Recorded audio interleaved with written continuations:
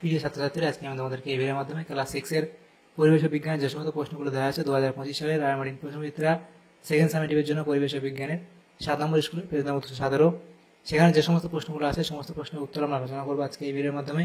তোমরা ভিডিওটা শুরু থেকে শেষ অবশ্যই দেখবে, আর চ্যানেলে যদি নতুন হয়ে থাকে অবশ্যই তোমার চ্যানেলটাকে সাবস্ক্রাইব করে রাখবে পরবর্তী যে স্কুলগুলো আছে সেগুলোর প্রশ্ন উত্তর পাওয়ার জন্য। এবং এর আগের যে স্কুলগুলো ছিল সেই স্কুলগুলোর সমস্ত প্রশ্নের উত্তর আমরা আলোচনা করে দিয়েছি, তোমরা প্লেলিস্ট থেকে পেয়ে যাবে সেই প্রশ্ন উত্তরগুলো। অবশ্যই সেখান থেকে তোমরা সেগুলো দেখে নিও। এবং আজকে আমরা আলোচনা করবো এই 7 নম্বর স্কুলের প্রশ্ন উত্তরগুলো। তো এখানে দেখো যে প্রশ্নগুলো আছে, দেখো এই প্রশ্ন উত্তরগুলো পিডিএফ আমরা পরবর্তীতে আমাদের টেলিগ্রাম চ্যানেল সেখানে আমরা দিয়ে দেবো, সেখান থেকে তোমরা পেয়ে যাবে পিডিএফগুলো। তো আমাদের টেলিগ্রাম চ্যানেলের লিঙ্ক ডেসক্রিপশনে দেওয়া আছে, সেখান থেকে তোমরা যুক্ত হতে পারো। তো প্রথমে দেখো আমাদের ফিজিক্যাল সায়েন্সের প্রশ্ন দেওয়া আছে 7 নম্বর স্কুলে। একের দিকে বলা আছে সঠিক উত্তরটি নির্বাচন করো। 10টা প্রশ্ন 1 নম্বর করে দেওয়া আছে, 10 নম্বর এখানে। তো একের দিকে একের প্রশ্ন, প্রদত্ত কোনটি একটি সংকর ধাতু? তাহলে এখান থেকে কি হবে দেখো, গয়নার সোনা, তারপর দেখো ইলেকট্রিকের ফিউজের তার, রাংঝাল এবং সবকটি। তাহলে অপশান ডি হবে সঠিক উত্তর, সবকটি। এরপরে প্রশ্ন, 1 লিটার সমান সমান কি? এখানে তোমাদের হবে 1 ঘন ডেসিমিটার। 3 দাগের প্রশ্নে বলা হয়েছে শিলা গঠনকারী প্রধান উপাদান হলো অপশান এ অর্থাৎ খনিজ। তারপরে আছে খাদ্য পিরামিডের শীর্ষে থাকে প্রগৌণ খাদক, অপশান ডি। তারপরে আছে বায়ু কেবলমাত্র সব দিকেই চাপ দেয়। এরপরে প্রশ্ন, কোনো বস্তুর উপরিতলের পরিমাপ যে রাশি দিয়ে প্রকাশ করা হয় তা হলো ক্ষেত্রফল, অপশান সি। তারপরে আছে পাললিক শিলা হলো কি? অপশান ডি অর্থাৎ বেলে পাথর। হাততালি দেওয়ার সময় কোন শক্তি শব্দ শক্তিতে রূপান্তরিত হয়?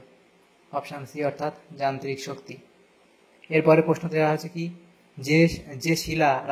যে শিলা রূপান্তরিত হয়ে মার্বেল পাথর তৈরি হয় সেটি হলো অপশান এ অর্থাৎ চুনা পাথর। এরপরে 10 দাগের প্রশ্নে কি বলা হয়েছে, গতিশীল গ্যাসের ক্ষেত্রে যে স্থানে বেগ বেশি সেই স্থানে গ্যাসের চাপ কম, অপশান বি হবে সঠিক উত্তর।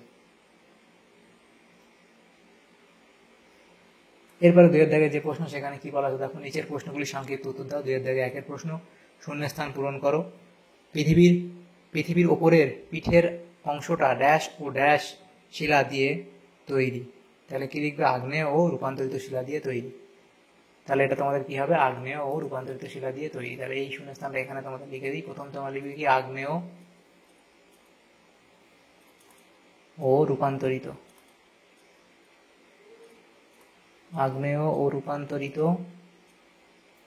শিলা দিয়ে তৈরি। এরপরে প্রশ্ন, অতি সূক্ষ্ম অক্সানোমিটারে বৃদ্ধির স্কেলটা ড্যাশ মিটারে অংশাঙ্কিত থাকে। তাহলে হবে মাইক্রোমিটারে। এটা হবে কি? মাইক্রোমিটারে। জলবিদ্যুৎ শক্তি তৈরির মূল ভূমিকা কে পালন করে? তাহলে লিখবে কি? সূর্য। এরপরে প্রশ্ন, 3টি প্রাথমিক রাশি উল্লেখ করো, দৈর্ঘ্য, ভর এবং সময়। দৈর্ঘ্য, ভর এবং সময়। কত পাস্কালে 1 কিলো পাস্কাল হয়? তাহলে লিখবে 1000 পাস্কালে 1 কিলো পাস্কাল হয়।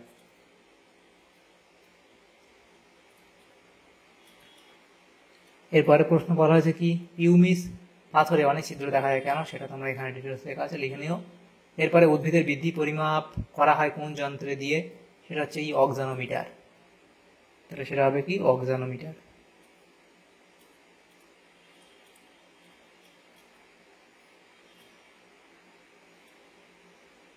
এরপরে প্রশ্ন, খাদ্য শৃঙ্খলটির ফাঁকা জায়গাটি পূরণ করো।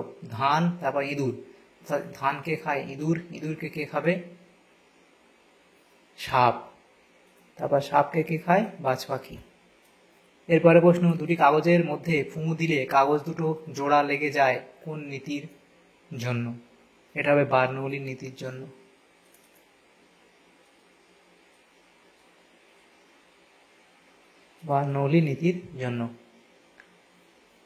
তাহলে এখানে এই প্রশ্নগুলো ছিল, সেগুলো হলো। 3 দাগের যে প্রশ্নগুলো আছে দেখো, সেখানে কি বলা হয়েছে আমাদের, সেটা হচ্ছে 3 দাগে একে দু এক কথায় দু একটি বাক্যে উত্তর দাও। প্রথম প্রশ্ন বাতাস, প্রথম প্রশ্ন বাতাস ছাড়া কয়লাকে বেশি উষ্ণতা, বেশি উষ্ণতায় গরম করলে কী কী উপাদান পাওয়া যায়, তাহলে এটা উষ্ণতা স্পেলিং ঠিক করবে। কী কী পাওয়া যায় সেটা লিখবে তোমরা।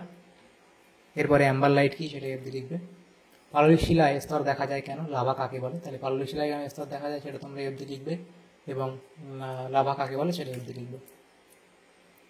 এরপরে যে প্রশ্ন ছিল 3 দাগের প্রশ্নে বলা আছে পেট্রোলিয়াম শোধন করা অত্যন্ত প্রয়োজনীয় কাজ কেন। পেট্রোলিয়াম হলো অতি জটিল কার্বন হাইড্রোজেন যৌগ এবং চটচটে একটি মিশ্রণ, এতে অনেক রকমের যৌগ জল প্রভৃতি মিশে থাকে, তাই একে সরাসরি খনি থেকে উত্তোলন করে জ্বালানি হিসেবে ব্যবহার করা যায় না। পেট্রোলিয়াম থেকে জল, মাটি, অন্যান্য অপ্রয়োজনীয় পদার্থ দূর করার পদ্ধতিকে পেট্রোলিয়াম শোধন করা বলে। পেট্রোলিয়াম শোধন করে প্রাপ্ত তরল কেরোসিন, ডিজেল এবং গ্যাস, বিউটেন, প্রোপেন জ্বালানি রূপে ব্যবহার করা হয় বলে ব্যবহার করা হয় বলে এর শোধন দরকার। 4 দাগে যে প্রশ্নগুলো ছিল 3-4টি বাক্যে উত্তর দাও। এই প্রশ্নগুলো নেক্সট পেজে আলোচনা করবো আমরা। তো প্রথম প্রশ্ন ছিল কি, ডিজিটাল স্টপ ওয়াচ বলতে কি বোঝায়, তাহলে ডিজিটাল স্টপ ওয়াচ কি সেটা তোমরা লিখবে। তারপরে এই ঘড়িতে কত সূক্ষ্ম সময় মাপা যায় সেটা লিখবে এটা। তারপরে আমাদের জীবনে সবসময় পরিমাপের যন্ত্র দিয়ে সঠিক পরিমাপ করে কাজ করা সম্ভব হয় না, তখন আমাদের কিসের উপর নির্ভর করতে হয়, তাহলে আমাদের অনুভূতি বা অনুমানের উপর নির্ভর করতে হয়। দ্বিতীয় প্রশ্ন ছিল 150 নিউটন মানের বল 15 পাস্কাল চাপ উৎপন্ন করে, ওই বলের ক্রিয়াশীল অঞ্চলের ক্ষেত্রফল কত। তাহলে আমরা জানি কি চাপ ইকুয়ালস টু পি, অর্থাৎ চাপ ইকুয়ালস টু বল বাই ক্ষেত্রফল। তাহলে আমাদের এখানে বল কত দেওয়া আছে 150 নিউটন, এফ এর মান 150 নিউটন, পি এর 15 পাস্কাল, তাহলে আমাদের ভ্যালুগুলো যা বসালে আমাদের উত্তর কত হবে 10 মিটার স্কোয়ার। এরপরে যে প্রশ্নটা ছিল দেখো এখানে এক গ্লাস জলের আয়তন তুমি কিসের সাহায্যে পরিমাপ করবে, তাহলে 1 গ্লাস জলের আয়তন মাপনী সিলিন্ডার বা মাপনী চোঙ, আয়তন মাপনী চোঙ বা আয়তন মাপনী সিলিন্ডারের সাহায্যে পরিমাপ করা হয়। এরপরে দেখো 3 দাগের প্রশ্ন বলা আছে লিন্ডম্যানের 10% সূত্র, সেটা তোমরা লিখবে। তারপরে একটি ট্রফিক লেভেল থেকে অন্য ট্রফিক লেভেলে শক্তি স্থানান্তরের সময় শক্তির অপচয় হয় কেন, তো সেটা তোমরা লিখবে কি কারণে অপচয় হয় এবং কেন হয়। এরপরে 4 দাগের প্রশ্ন কি বলা আছে আমাদের এখানে, সেটা হচ্ছে অনবীকরণযোগ্য শক্তির উৎস বলতে কি বোঝায়, উদাহরণ দাও, এবং খাদ্যস্থিত শক্তি কি শক্তি রূপে অবস্থান করে। তাহলে অনবীকরণযোগ্য শক্তির উৎস কাকে বলে লিখলে এবং উদাহরণ তোমরা দেবে শক্তির উৎস বলে। তারপর খাদ্যস্থিত শক্তি কি শক্তি রূপে অবস্থান করে, তাহলে খাদ্যস্থিত শক্তি রাসায়নিক শক্তি রূপে অবস্থান করে। এরপরে 5 দাগের প্রশ্ন কি ছিল, রেখাচিত্রের সাহায্যে একটি জলভূমির খাদ্য জালে উদাহরণ দাও, বই থেকে তোমরা পেয়ে যাবে, সেটা তোমরা লিখে সেখান থেকে করে নিও। 5 দাগের প্রশ্ন কি বলা আছে দেখো, আমরা যদি ফিতের স্কেল দিয়ে দৈর্ঘ্য না মেপে সবাই হাত দিয়ে দৈর্ঘ্য মাপতাম তাহলে কি হতো বলে তোমার মনে হয়, সেটা লিখবে অবধি। এরপরে আছে কি তোমার জানা এমন দুটি বিষয়ের নাম লেখো যা স্কেল দিয়ে মাপা যায়, তাহলে এমন দুটি বিষয় সেটা দৈর্ঘ্য এবং প্রস্থ, এগুলো আমাদের স্কেল দিয়ে মাপা যায়।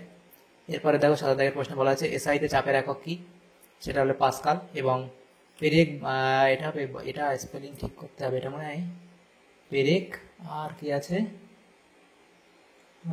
পেরেক বটি ইত্যাদি যন্ত্র ধারালো হলে ব্যবহার করতে সুবিধা হয় কেন, তাহলে সেটা আমরা লিখবে যে আমরা জানি কি চাপ ইকুয়াল সমভাবে পরিচিত বল বাই ক্ষেত্রফল, সেটা কেন আমাদের এটা হয় এটা লিখলে অবধি। এরপর দেখো লাইফ সায়েন্সের যে প্রশ্নগুলো দেওয়া হচ্ছে, আমাদের দুটো ইনস্টিটিউটের প্রশ্ন দেওয়া আছে প্রথমে। তো প্রথম প্রশ্ন কি বলা হচ্ছে, 1 দাগের প্রশ্ন সঠিক উত্তরটি নির্বাচন করো, যে কোনো দুইটি। প্রথম প্রশ্ন হৃৎপিণ্ড থেকে যে নলের মাধ্যমে রক্ত সারা দেহে ছড়িয়ে পড়ে তার নাম হলো কি, সেটা হলো অপশান বি অর্থাৎ ধমনী। তারপরে প্রশ্ন 2 দাগে বলা আছে ফুসফুসের ভেতরে উপস্থিত সব থেকে শেষের সূক্ষ্ম শ্বাসনালিকাকে বলে, অপশান বি অর্থাৎ বায়ুথলি। এরপরে প্রশ্ন বলা আছে অস্থি ও পেশির সংযোগকারী অংশটি হলো টেন্ডন। এরপরে প্রশ্ন দেখো 2 দাগে বলা আছে শূন্যস্থান পূরণ করো। 2 দাগের 1 প্রশ্ন পাকস্থলীর পেশি হলো ড্যাশ পেশি, তাহলে এটা হবে কি আন্তর্যন্ত্রীয় পেশি। আন্তর্যন্ত্রীয় পেশি। এরপরে প্রশ্ন ঠোঁটের কোণে ঘা ও জিভে ঘা ড্যাশ এর অভাবে হয়, লিখবে ভিটামিন বি এর অভাবে। ভিটামিন বি এর অভাবে। এরপরে 3 দাগের যে প্রশ্নগুলো আছে দেখো নেক্সট পেজে আলোচনা করব। তো প্রথম প্রশ্ন ছিল 3 দাগের 1, তোমার দেহে জল ও খাবারের মধ্যে দিয়ে জীবাণু ঢুকলে জীবাণুকে মারার জন্য তোমার শরীরে কি কি ব্যবস্থা আছে সেই ব্যবস্থা লিখবে এখানে। এরপরে অচল অস্থিসন্ধি কোথায় দেখা যায়? অচল অস্থিসন্ধি সাধারণত মস্তিষ্কের খুলিতে পাওয়া যায়, যেখানে হাড়গুলি জোড়া লাগানো থাকে কিন্তু নড়াচড়া করতে পারে না। 2000 প্রশ্নে বলা হচ্ছে পেশির সমস্যাগুলি লেখো। ত্রিপত্র কপাটিকা কোথায় দেখা যায়? তাহলে পেশির 3টি সমস্যা, টিটেনি, লিম্ব গার্ডেল ডিস্ট্রফি, তারপরে আছে মায়াটনিক মাস্কুলার ডিস্ট্রফি। আর ত্রিপত্র কপাটিকা দেখা যায় ডানালিম্ব ও বাম নিলয়ের মাঝে। 3 দাগের প্রশ্নে কি বলা আছে? মানবদেহের রক্তে কয় প্রকার রক্তকণিকা আছে? কি কি? 3 প্রকার রক্তকণিকা আছে, লিখবে লোহিত রক্তকণিকা, শ্বেত রক্তকণিকা ও অনুচক্রিকা। এবং প্রতি প্রকার রক্তকণিকার একটি করে কাজ উল্লেখ করো। তাহলে শ্বেত রক্তকণিকা তার কাজ লিখবে, লোহিত রক্তকণিকার কাজ লিখবে, শ্বেত রক্তকণিকার কাজ এবং অনুচক্রিকার কি কাজ সেটা লিখবে। তাহলে দেখো, লোহিত রক্তকণিকা কি করে? আমাদের সারা দেহে অক্সিজেন পরিবহন করে। শ্বেত রক্তকণিকা রোগ প্রতিরোধ সাহায্য করে। অনুচক্রিকা কি করে? এটা রক্ত জমাট বাঁধতে সাহায্য করে। তাহলে দেখো, আমাদের এখানে যে প্রশ্নগুলো ছিল, আমাদের ক্লাস 6 পরিবেশ ও বিজ্ঞানের 7 নম্বর স্কুলে যে প্রশ্নগুলো ছিল, সমস্ত প্রশ্নের উত্তর আমরা আলোচনা করলাম আজকে এই ভিডিওর মাধ্যমে। তোমাদের যদি সামান্যতম উপরে এসে থাকে ভিডিওটা অবশ্যই লাইক করবে, আর বেশি বেশি করে বন্ধুদের সাথে শেয়ার করবে। আর পরবর্তী যে স্কুলগুলো আছে সেগুলো প্রশ্ন উত্তর পাওয়ার জন্য অবশ্যই তোমরা আমাদের চ্যানেলটাকে সাবস্ক্রাইব করে রাখবে। Thank you, thanks for watching.